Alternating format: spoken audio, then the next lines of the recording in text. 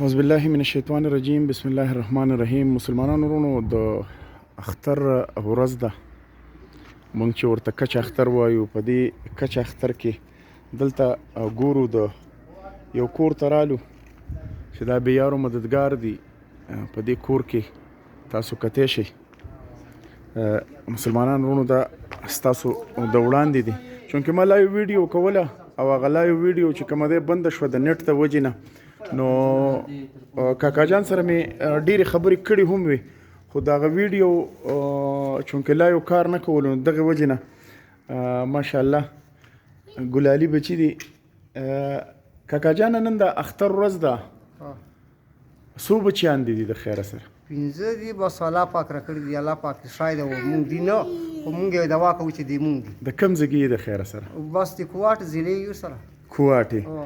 او دلته پاتې کېږي؟ او دلته پاتې کېږي وسله. ښه، په دې دوکانونو کې تاسو پاتې کېږي؟ والله خو د غریبانو نه پاتې کېږي، سمستان دا ته موږ دي سره. ښه مسلمانان ورونو، دا تاسو وینئ دا کاکا جان دغه د اختر ورځ ده، 15 بچیان دي او ستاسو د وړاندې دي. نن د اختر د دې غریبو سره دا پردی مارکیټ دی پکې پاتې کېږي، دا تاسو کتی شئ.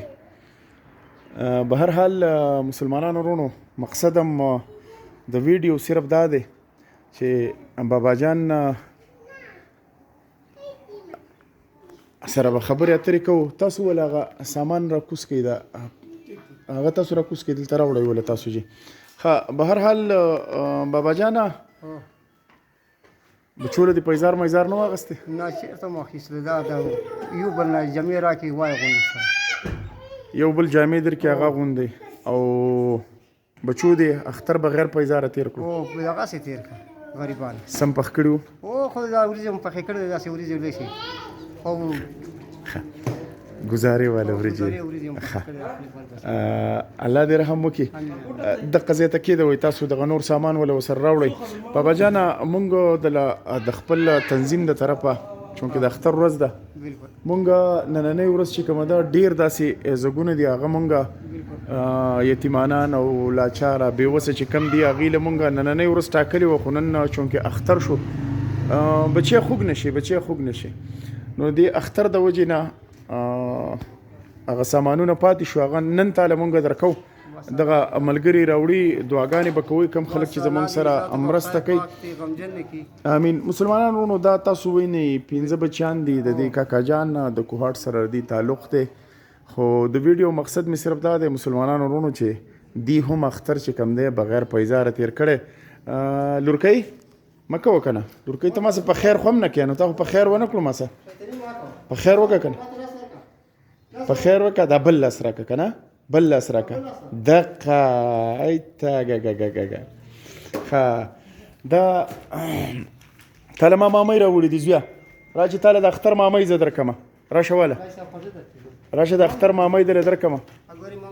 ښه مسلمانانو ورونو، دغه وړه چینی مساله غوړي، دغه کوم سامان چې دی دغه د اختر دپاره دا زمونږ د تنظیم والا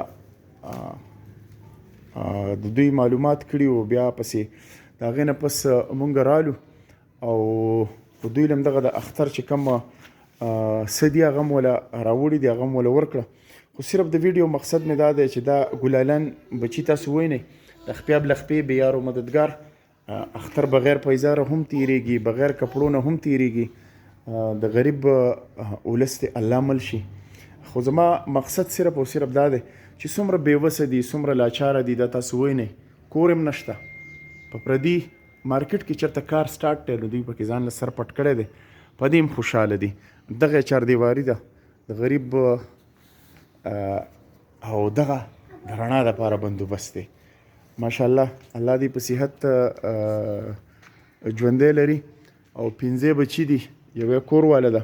دې ماشومانو له ما پکې دغه راوړي دي، دغه مامۍ مې دله راوړي، لورکۍ دغه مامۍ مې دله راوړي دي، دغه به دوی له ورکړې. کاکا جانه مونږ ته به دعاګانې کې درته چې که داسې تور سر کې مې بسې که نه، الله پاک مو زړي ګلونه کار ته، خو عمر د ګل نه، عمر د ګل ښه نه ده، هغه بېکاره ده.